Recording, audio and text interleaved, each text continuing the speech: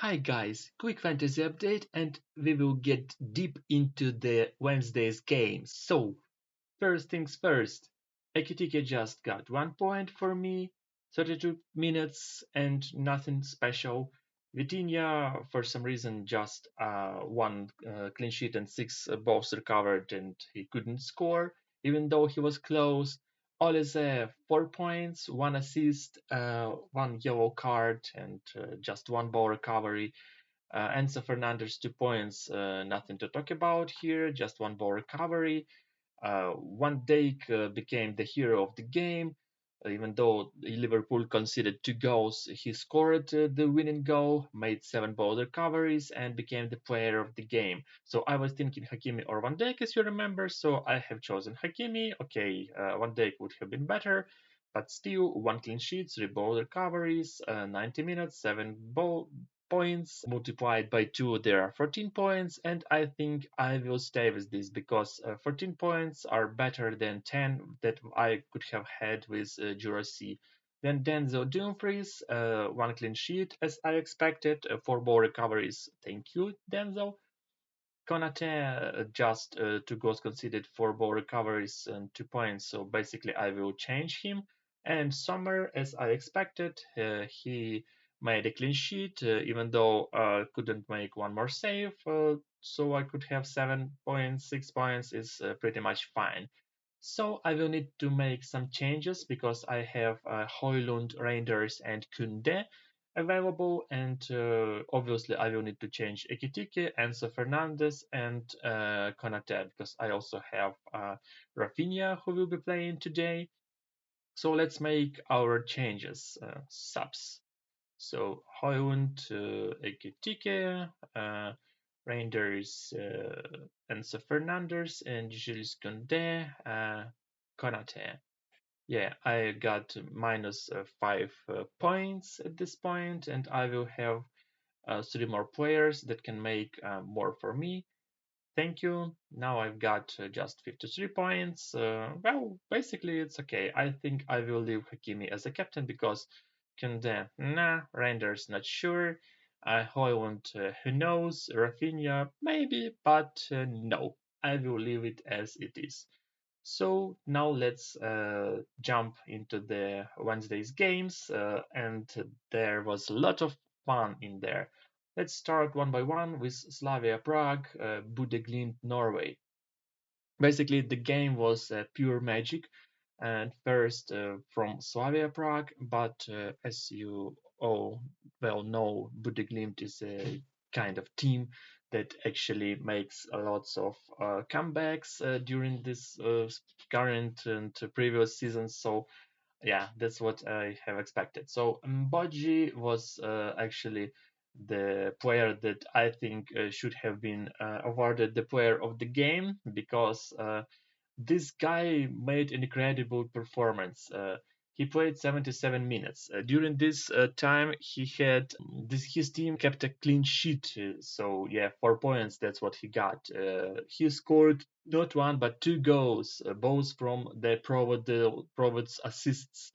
He got a penalty in his own goal. He got a yellow card. He got 5 ball recoveries, 17 points. That's an amazing performance. And as you can see, of course, no one chose him because why would anyone do this?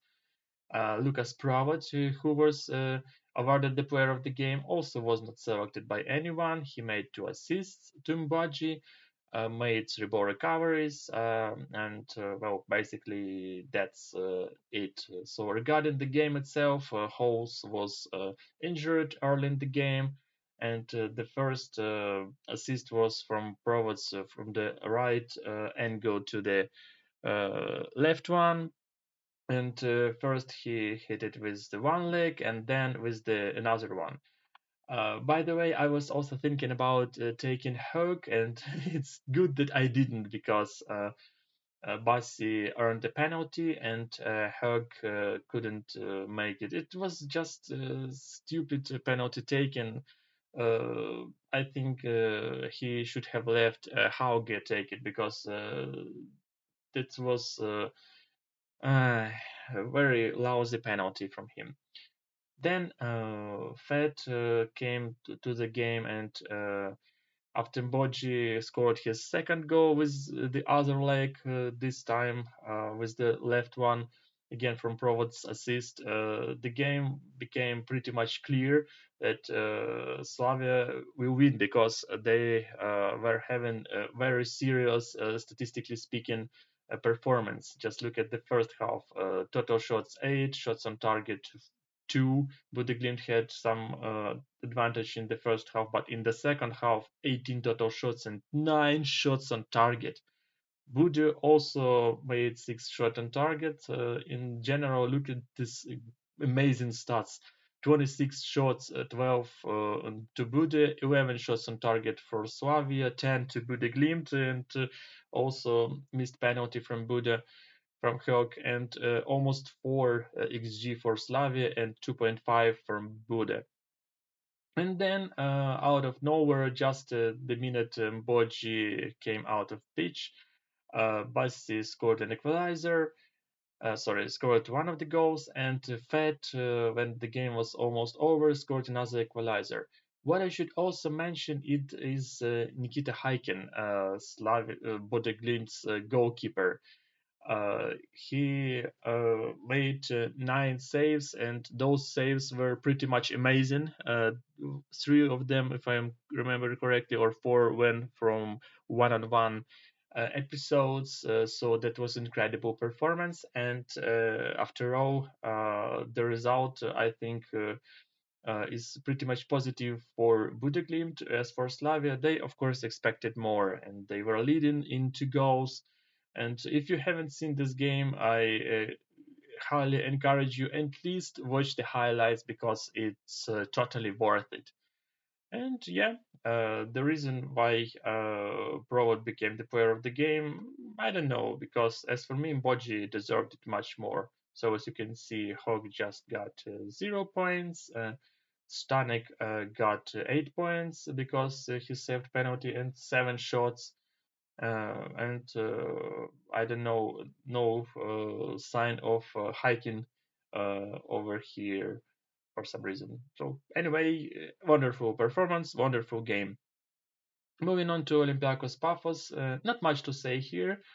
The player of the game is Derek Lukasen from Pafos.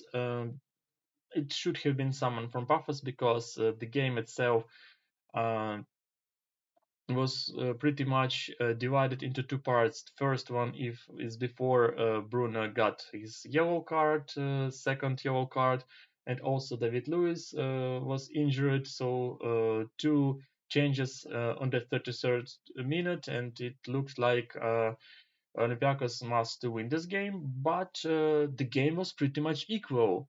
Can you imagine what would have happened if teams played in the even squads?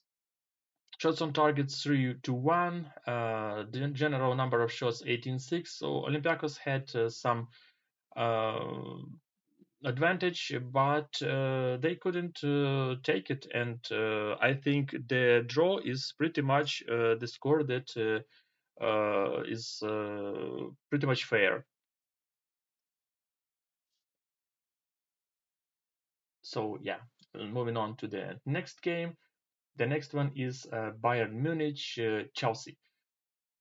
What I can say about this game, I expected it to be kind of a draw one. I thought the final score will be like 3-3, but Harry Kane made his incredible performance. I adore this player when he's on field. So first, Olise was trying to uh, shoot into the target, made a cross and sent the ball into the box, but Chalobah was faster and scored an own goal. Then Kane took the penalty, and after that it looked like Chelsea is over, but there's Palmer. Gusto assisted to Palmer, and Palmer made another performance. So you can see Jonathan Tan and Bareska were booked at the very same moment the goal was done. And in the second half, Stanisic was injured, and Hurricane used one of his moments. He was very good at assisting to his teammates, and also the same. He was very powerful at finishing, and the score could have been much more. Then Palmer also scored the goal that could have changed the outcome of the game, but no, that didn't happen because goal was ruled out because of the offside. Also, Nicolas Jackson came on pitch, changing Kane, and he was hit by, if I'm not mistaken correctly, by Chaloba. Hit hard. So why did you go to another team? You're playing against us. We will not let it slide that easy. So total shots 69, shots on target 5-3. The game was pretty much nice, and the player of the game is of course Harry Kane with 2 goals, one earned penalty, by the way, to both recovery, and yeah, 15 points. Even though he costs 10.5 million euros in fantasy, that would have been a great investment. Also, Palmer is pretty much expensive one with 1 goal scored and 1 ball recovery. Anyway, also good initiative. Chaloba, -1 point. Lucky I didn't take him. Olise, 1 assist, yellow card, 4 points. Yeah, he stays because there are some other guys that I need to change. Gusto, 3 goals conceded, 1 assist, 5 ball recoveries. So yeah, that's what I can say about this game. Moving on to another one. This is Paris Saint-Germain Atalanta. Honestly, I thought that the result will be slightly different. I did not expect a lot from Atalanta, but I expected more of them anyway. So yeah, what I can say, I think Marquinhos actually was the player of the game. He used the sending of the ball by Fabian Ruiz at the beginning. Then Kvaratskhelia made an incredible shot. Then, for some reason, Barcola was taking the penalty because I was sure that they will let Marquinhos do it because basically, usually it's the job of Dembele, but Dembele was injured. That's why for some reason Barcola did it, and that was a lousy penalty. And Karnezecki made a wonderful job anyway, taking it. Atalanta couldn't create much pressure, even though they tried, but PSG was leading the game. Nuno Mendes scored another goal from the Barcolas assist, and in the end, Gustavo Ramos made the score 4-0. We've got Scalvini injured from Atalanta and João Neves, unfortunately, injured from PSG. Also, Zabarny took his 15 minutes into the game, and it's pretty much all I can say about this game. I don't want to go too much in terms of the basic outlines of the players. So just look at the statistics: 3.48 xG from PSG, 0.55 from Atalanta, 67, 33% ball possession, total shots 22-7, shots on target 13-2. So Karnezecki made a wonderful performance in terms of taking 9 shots, but and penalty, but his team couldn't make a lot of this from this. And in terms of fantasy, Marquinhos got 15 points, 1 clean sheet, 1 goal scored, 1 penalty earned, and 3 ball recoveries. He should have been awarded the player of the game, but UEFA randomized Kvicha the player of the game. 1 clean sheet, 1 goal scored, 2 ball recoveries, 1 goal outside of the box. So 12 points for Kvicha, which I was planning to include in my fantasy, but he was marked as injured from the last game, and I was sure that he will not be available for this game. So unfortunately for me, but he did, and he made a wonderful performance. Gonçalo Ramos, good striking from the bench. Nuno Mendes, also great performance. Clean sheet, goal scored, 4 ball recoveries, 13 points. Fabian Ruiz is sometimes not very effective in terms of fantasy, but this time just okay. Barcola, well, what can I say? Missed penalty, but still rehabilitated himself with an assist, 1 clean sheet, 4 ball recoveries. Yeah, and Karnazaki, 4 goals conceded, 1 penalty saved, and 9 shots, 8 points when your team loses 4-0. Yeah, that also could happen. Okay, Ajax Inter. Not many things that I can say about this game. I was looking at it with one eye. Çalhanoğlu made 2 assists to Thuram closer to the end of the first half, and then also at the beginning of the second half. I expected Inter to win with this score, and I have guessed it correctly. So not much to talk about here. If you look at the statistics, total shots 714, shots on target 2-4, just twice as much Inter made as Ajax did, and the result is pretty much expected. So I got Sommer with the 6 points, 2 shots saved, 1 clean sheet. Also Dumfries with a clean sheet and 4 ball recoveries. So yeah, that's what I wanted. That's what I got. And the final game of that evening, Liverpool Atletico Madrid. And it was really 2 different kinds of half sides of this game. First, at the beginning, Robertson scored from Salah's assist. 2 minutes later, Salah from Gravenberg's assist, and it looked like Liverpool will win something like 6-7-0, and no point for Atletico to do something.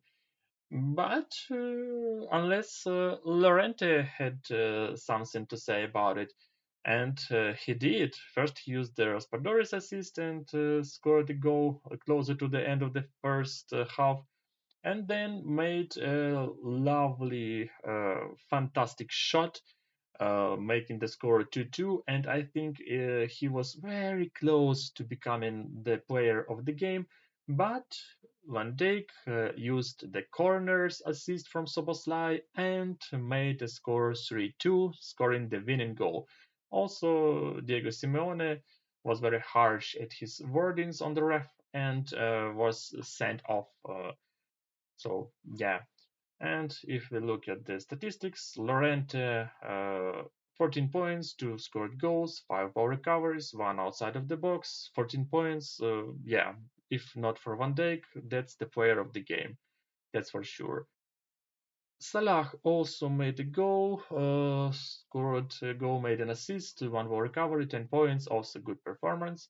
Robertson, 2 goals conceded, 1 goal scored, 0 ball recoveries, 8 points. Van Dijk, 2 goals conceded, 1 goal scored, and 7 ball recoveries. It's player of the match, 12 points. Thank you. And also we got Soboslai's assist from corner, 7 points, and Gravenberg's assist and 7 ball recoveries, 7 points. Yeah, so the game was pretty much done. I have made some changes. So now before I go to also some other stuff, let's talk about the predictions. So yeah, let's look at our predict 6, what we've got here. So I've got Benfica Atalanta. Yeah, I thought they will play 2-2. The only thing I guessed is that PSG will score first. Then Bayern Munich Chelsea. I got almost everything here. Scoreline 3 from Bayern, not 1 for Chelsea. Okay, Bayern scored first. There was not this score. And also penalty, yes, and it's a good thing. And also Ajax Inter, I just guessed everything in here, including the score. So yeah, remember me changing it in the first video? Yeah, that's what I did, and that's pretty much a cool thing. So before we go to the predictions for the next match day, which is coming pretty much at the moment when I'm filming this video, it's about 40 minutes before the kickoff of the Thursday's games. Just let's look at some other stuff.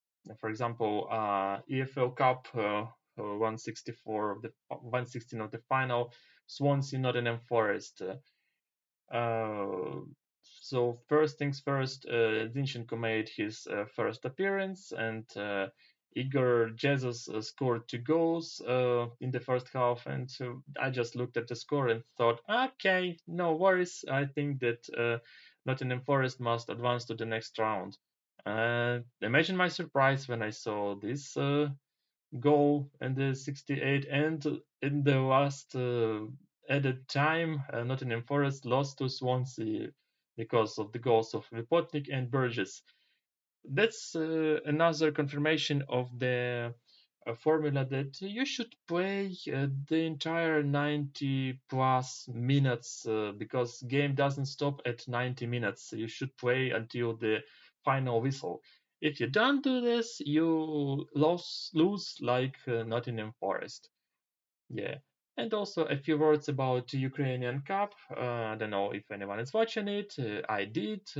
So FC Chernihiv from the League Two, League One, played against Krubas, which is Premier League's club.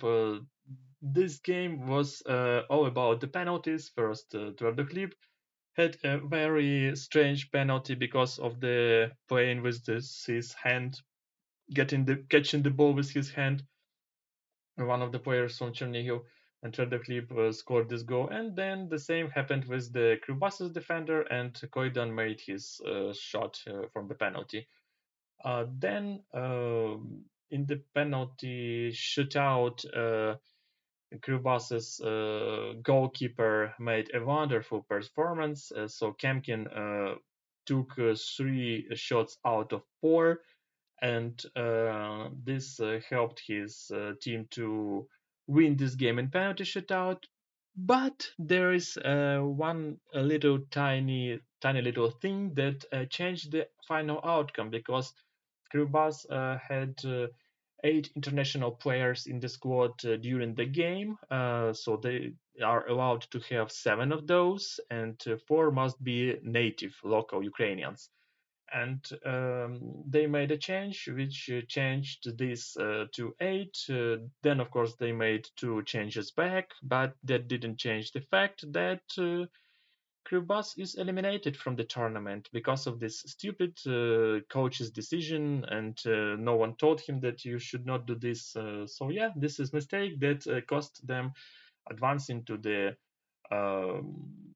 next round. So Chernigiv moves to the next round.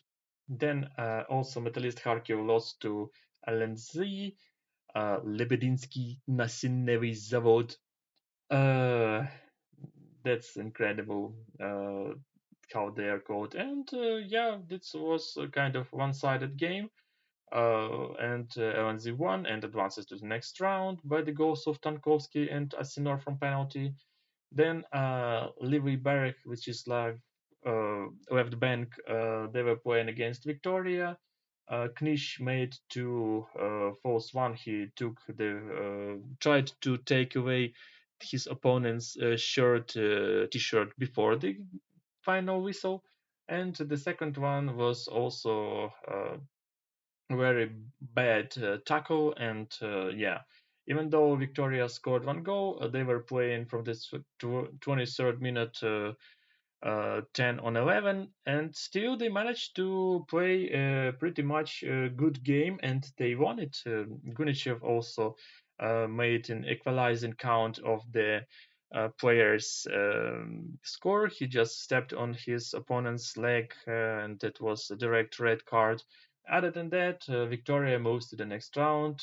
Levi Berek continues to draw back, even though they were pretty much a solid team in the last season in the Ukrainian Premier League. Then Polisia Stavki versus Shakhtar Donetsk. Neverton, he also got yellow card because of this, how he got injured. It was pretty much funny. The guy just stepped outside of the field.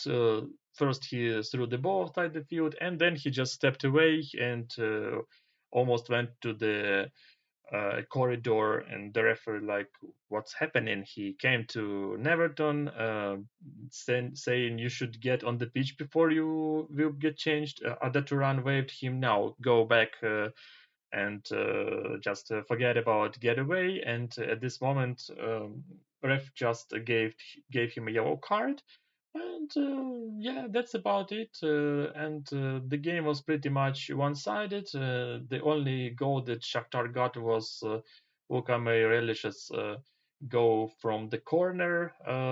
It was a nice header from him to the near post.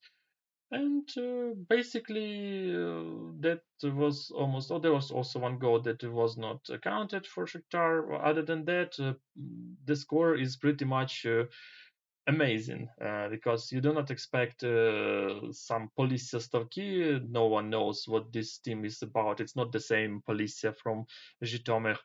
It's other thing. And yeah, you can check out the squad for this game. For Shakhtar, it was the second squad: Pesun, Vinicius Tobias, main one, Nazarina, Gavagram, Farina, Gushenko, Kriskiv. Those are the second squad, as well as Isaki Silva, Lucas Ferreira, Shved, and also Neverton, probably in the top one because of the injured players. So as you can see, everyone on the main squad, they were sitting as substitutes. Then the last game that played yesterday was Alexandria Dynamo Kiev, and it was pretty much nice battle, even though Dynamo played with their second squad on the pitch. Pihalonok scored his first goal, then Tititsara made an equalizer, and when the game was running towards the penalty shootout, Ogundana scored his goal. Defender couldn't block his shot entirely, and because of that, the ball hit into the goal.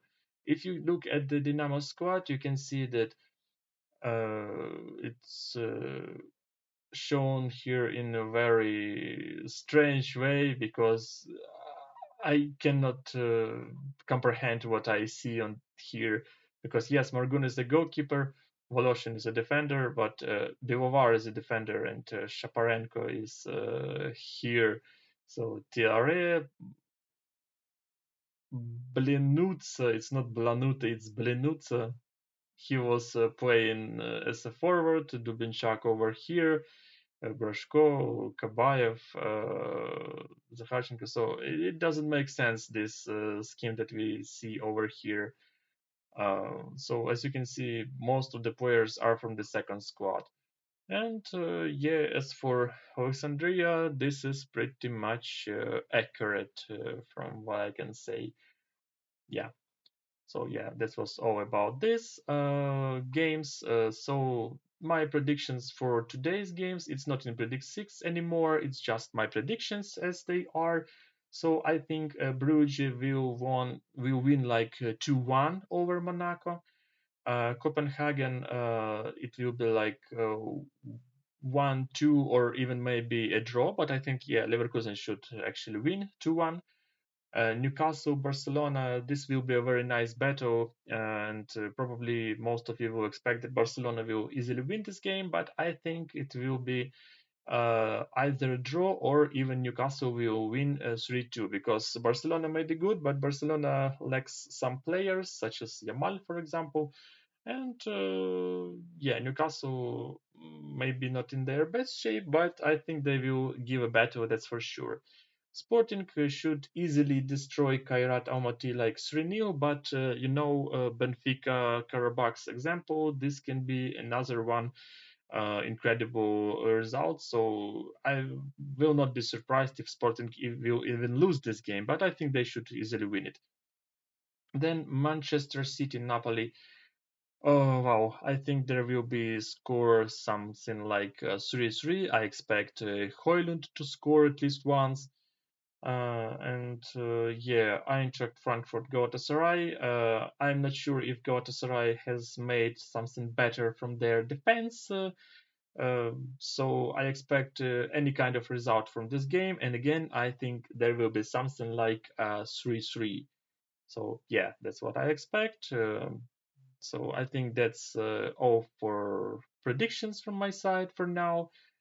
Probably We will see what will happen next. I will definitely make some transfers after that game, but closer to the next Tuesday.